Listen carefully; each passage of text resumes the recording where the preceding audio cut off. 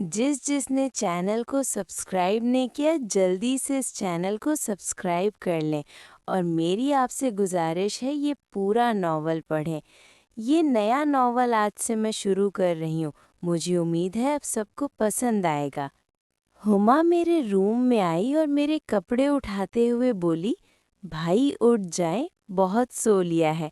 आपका मुर्गा कड़कड़ कर रहा है और तुम सोए हुए हो। हुमा मेरी बड़ी बहन ने कहा तो मैं उसे अपने रूम में मौजूद पाकर बहुत शर्मिंदा हुआ क्योंकि नींद में मेरी हालत ख़राब थी। शायद मैं कोई ख्वाब देख रहा था। मैंने जल्दी से अपने आप को छुपाने की कोशिश की। वो मुझे देखकर हंसने लगी। उसकी शरारतें अक्सर मुझे तंग करती थीं। उसने मेरी धोने वाली पैंट शर्ट उठाई और पैंट को देखते हुए बोली, और तेरी खैर। मैं हड़बड़ाते हुए बोला, क्या हुआ? ये रहने दे, मैं इसे खुद धो लूँगा। उसने पैंट पर लगे धब्बों को दिखाते हुए कहा, भाई हर वक्त ख्वाबों में पुलिस मुकाबला करेंगे तो यही रिजल्ट होगा ना। मत देखा करें ऐसे ख्वाब जिसमें गुस्ल वाजिब हो जाए। वो हंसने लगी और उसने मेरी तरफ इशारा करते हुए एक बार फिर मुझे शर्मसार कर दिया क्योंकि मैं तो ख्वाब में भारतीय हसीना करीना कपूर से मिल रहा था, वो भी किसी स्विमिंग पूल में। क्योंकि मैंने सोने से पहले करीना का सॉन्ग देखा था जिसमें वो किसी समंदर में डांस करती है और कहती है बच के जाएगा तो कहाँ। इस गाने में उसने बहुत ही अच्छा डांस किया था जिसे देखकर मुझे कुछ होने लगा था। मैंने कभी मुलाकात नहीं की थी, आज पहली बार ख्वाब में मुलाकात कर रहा था, वो भी समंदर के दरमियान बहरी जहाज में। जैसे ही हुमा ने मुझे जगाया तो मुझे एहसास हुआ कि मेरा काम हो चुका है। मैंने कहा, सॉरी बाजी, इसमें मेरा तो कोई कसूर नहीं, बस वो खुद ही मेरे ख्वाब में चली आई। हुमा मेरे कान के करीब हुई और बोली, वैसे कौन थी जिसने आपकी धड़कनें बहुत तेज कर दी हैं? तो मैं बोला, वही करीना कपूर जिसका मैं गाना सुन रहा था। तो हुमा अपने सर पर हाथ मारते हुए बोली, ओ तेरी, मैं समझी थी कोई घर की ही होगी। मैं हैरत से बोला, क्या मतलब? तो वो बोली, मेरा मतलब एमन, सोहा या फिर रूबी। तो मैं हड़बड़ाते हुए बोला, मगर वो तो मेरी बहनें हैं। हुमा के चेहरे पर कमीनी सी मुस्कुराहट थी और वो बोली, क्यों, बहनों में दिल नहीं होता? उसने कपड़े उठाए और धोने चले गई। दरवाज़ा बंद करते हुए बोली, ये भी उतार कर वॉशरूम में रख दे और कपड़े बदल ले। वो चली गई और मुझे हैरत में डाल गई। क्या वाकई ख्वाब में बहनों से मुलाकात की जा सकती है? ये हुमा क्या कह गई है? हुमा बाजी किधर हो? आ जाएं जल्दी, क्रिकेट खेलते हैं। आ जाएं, कोई चौके और छक्के हो जाएं। सोहा ने हुमा बाजी को आवाज़ दी जो छत पर कपड़े डालकर नीचे आ रही थी। उसने कपड़ों वाली बाल्टी सीढ़ियों पर ही रखी और अपनी छोटी बहनों को मुखातिब करते हुए बोली, पहली बारी मेरी है, बोलो मंजूर है तो? रूबी मेरी छोटी और लाडली बहन बोली, जी नहीं, ओपनर मैं हूँ। मैंने 2 ओवर खेल भी लिए हैं, इसलिए मैं ही पहली बारी लूँगी। रूबी ने बैट पकड़कर विकेट पर खड़ा होते हुए अपना हुक्म सुनाया। तो मेरे चचा की बेटी एमन बोली, तुम सब बहने रहने दो, मैं ओपनिंग करती हूँ। इन लोगों ने पेप्सी के डाले प्लास्टिक के रखकर विकेट बनाई हुई थी और टेप बॉल से खेल रही थी। क्रिकेट का जुनून सर चढ़कर बोल रहा था क्योंकि एशिया कप के मैचेस हो रहे थे। इनकी बहस चल रही थी। कोई कह रही थी पहले मैं लूँगी, कोई कह रही थी पहले मैं लूँगी, जबकि मैं छत पर खड़े इस ड्रामे को बड़ी देर से देख रहा था। आखिरकार पहले बैटिंग रूबी की ही आई। 12-12 बॉल हर खिलाड़ी ने खेलने हैं। जिसका स्कोर सबसे ज़्यादा होगा, अगली बार उसकी पहली बारी होगी। मंजूर है? रूबी बैटिंग कर रही थी और मेरी बड़ी बहन हुमा बॉल करवा रही थी। फील्डिंग में लेफ्ट साइड पर मुझसे छोटी बहन सोहा खड़ी थी। उसके मुखालिफ सिमत में मेरी कज़िन एमन खड़ी हुई थी। रूबी ने पहले ही बॉल पर अपने से बड़ी बहन हुमा को चौका दे मारा। गेंद सोहा के हाथों से निकलकर दीवार के साथ लगी। रूबी ने मुक्का लहराते हुए हुमा को गुस्सा दिलाया और बोली, क्या मास्टर स्ट्रोक मारा है मैंने? आज मैं फॉर्म में हूँ, बहुत मारूंगे। तो हुमा बाजी ने डांटते हुए सोहा को कहा कि तुम बॉल भी नहीं पकड़ सकती, तुम्हारे हाथ से निकल गया है, पकड़ना भी नहीं आता ढंग से। हुमा ने बड़बड़ाते हुए कहा तो ऑफ साइड से एमन ने आवाज़ दी, यार क्यों गुस्सा कर रही है, नादान है, सीख जाएगी बेचारी। अब तुम शादीशुदा हो तो तुमसे छूट जाता है अक्सर, वो तो गैर शादीशुदा है, जब उसकी बारी आएगी वो भी सीख जाएगी कि कैसे बॉल पकड़नी है। दोनों के चेहरे पर कमीनी सी मुस्कुराहटें नजर आईं और अगली बॉल करने लगी। अगली बॉल पर रूबी ने ड्राइव मारते हुए एमन की तरफ खेला। एमन ने बहुत जल्दी बॉल को पकड़ लिया और उसकी फील्डिंग देखकर सब तालियां बजाने लगे। मेरी ये 3 बहनें हैं।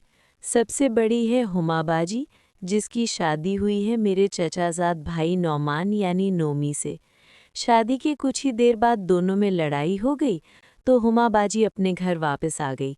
उसकी उम्र 25 साल है और गोरी रंगत है। गांव की मुटियार है पर स्मार्ट है। शायद खेतों में कामकाज की वजह से सख्त जान है। दूसरे नंबर पर सोहा है। हाल ही में उसने मैट्रिक किया है और उसकी उम्र अब 19 साल है। और उसके बाद मैं हूँ। मेरा नाम इमरान है। मैं मैट्रिक में हूँ और मेरी उम्र 16 साल है। कद ठीक है, अपनी उम्र से बढ़ा लगता हूँ। शायद ग़िज़ाइयत का असर है या फिर जवानी का तूफ़ान है। आखिर में मेरी छोटी बहन रूबी है, जो मुझसे सिर्फ 1 साल छोटी है। वो 9th क्लास में है। घर में सबसे लाडली है। सब घर वाले उस पर अपनी जान वारते हैं, क्योंकि वो सबसे छोटी है घर में और मैं उनका इकलौता भाई हूँ। मुझे भी घर में सब प्यार से नवाबज़ादा कहते हैं या फिर मानी कहते हैं। हम पेशे के लिहाज से किसान हैं और गांव में रहते हैं। हमारी गांव में 12 एकड़ ज़मीन है, जो कि गुजारा करने के लिए बहुत है। हम लोगों की आमदन का ज़रिया दूध और ज़रई अजनास की फ़रोख्त है। हमें किसी किस्म की अब कोई परेशानी नहीं है, क्योंकि हमारी अम्मी हमें बहुत प्यार करती हैं। बाप के मरने के बाद उन्होंने ही हम सबको आपस में जोड़े रखा है। एमन और मनान मेरी कज़नें हैं जो साथ में रहती हैं। एमन का निकाह हो गया है फराज भाई के साथ, अभी रुखसती नहीं हुई, जबकि मनाल मेरी बहन रूबी की क्लास में पढ़ती है। चचू का बेटा अभी छोटा है और चचू पुलिस में है शहर में। कहानी में तारुफ होते रहेंगे। चले शुरू करते हैं कि माँ का लाडला कैसे बिगड़ गया। हालात ऐसे थे कि चौधरी बागी हो गया, और आप तो जानते हैं कि जब वो बागी हो जाता है तो फिर नहीं देखता कि सामने कौन है, बस जहाँ जो मिल गया उससे मुलाकात हो गई। जिसने किसी औरत पर दिल नहीं हारा, समझ लो वो मुर्दा शख्सियत का मालिक है। रूबी ने 12 बॉल खेलकर 20 रन्स बनाए थे, जबकि आखिर में हुमा बाजी की बैटिंग जारी थी। उन्हें अगली बार पहले बारी हासिल करने के लिए 21 रन्स दरकार थे। वो 12 पर खेल रही थी और 4 बॉल बाकी थे। एमन ने बॉल करवाते हुए अपनी उंगलियों पर थूक लगाते हुए बॉल पर लगा दिया और अपनी टांग पर रगड़ने लगी। शायद वो खुद को शुएब अख्तर समझ रही थी। हुमा ने बॉल की लाइन को मिस किया और बॉल मिस कर दिया। अगली 2 बॉल पर उसे 7 रन दरकार थे। वो एमन से बोली, तुम वट्टा मारती हो, पूरा बाजू घुमाकर बॉल करवाओ। एमन ने एक बार फिर बॉल को अपनी टांगों पर रगड़ा। हुमा बाजी बोली, अब इतना भी मत रगड़ के कहीं कुछ हो ना जाए। हुमा की बात सुनकर सोहा और एमन मुस्कुराने लगी। वो मुस्कुराते हुए बोली, अभी वो नौबत नहीं आई कि कहीं चला जाए, तुम अपनी बात करो। वो फिर से हंसने लगी, जबकि टेरेस में खड़े हुए मैं उनकी बातें सुन रहा था। एमन ने फुल टॉस गेंद मारी तो हुमा ने उसे छक्का जड़ दिया। बॉल हवेली से बाहर चली गई। एमन ने गेट खोला और बॉल लेने चली गई। घर के सामने ही हमारे खेत हैं। हम लोग गांव के बाहर ही रहते हैं, बाकी गांव पीछे हैं। हम पहले ही आ जाते हैं, यानी हम बाहर हैं। जैसे ही एमन बाहर निकली तो वो डर गई। उसने गेट बंद कर दिया। हमारा कुत्ता बाहर देखकर भौंक रहा था। हुमा बोली, क्या हुआ है, तुम डर क्यों गई हो? तो वो बोली, हुमा बाजी, बाहर ना एक कुतिया है और 2 कुत्ते उससे मिलने के चक्कर में हैं। मैं नहीं जाना बॉल लेने, तुम खुद ही जाओ। रूबी बोली, गंदी, तुम गंदी बातें करती हो। उसने फौरन अंदर चले जाना ही मुनासिब समझा। तो हुमा बोली, इसलिए हमारा डब्बू भी भौंक रहा है। सोहा बोली, शायद डब्बू का भी दिल कर रहा होगा। डब्बू हमारे कुत्ते का नाम है।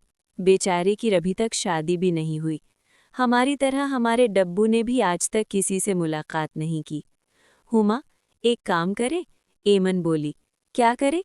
तुम जाओ रोटी का टुकड़ा लेकर आओ, हम डब्बू के लिए किसी का बंदोबस्त करती हैं और आज उसकी मुलाकात करवाते हैं। वाह, क्या बात है बाजी। सोहा ने रोटी का टुकड़ा हुमा को देते हुए कहा तो उसने रोटी का टुकड़ा लेकर उस कुतिया को दिखाया तो वो दौड़ी चली आई। उसके पीछे कुछ कुत्ते भी थे जिन्हें हुमा ने भगा दिया और उस कुतिया को अपने घर में दाखिल करके हुमा ने गेट बंद कर दिया। जैसे ही हमारे डब्बू ने उसको देखा तो दुम हिलाता हुआ उसके पास आ गया और उसको सूंघने लग गया। ओह शिट, कितना गंदा है ये, एमन ने डब्बू को देखते हुए बोला। हुमा बोली, डब्बू नया है, इसे वक्त लगेगा मुलाकात करने में। जैसे हमारा इमरान लड़कियों से डरता है, डब्बू भी उसके सामने नर्वस है। हुमा ने मेरा नाम क्यों लिया? मैं टेरेस में खड़े उनकी तरफ देखते हुए सोचने लगा।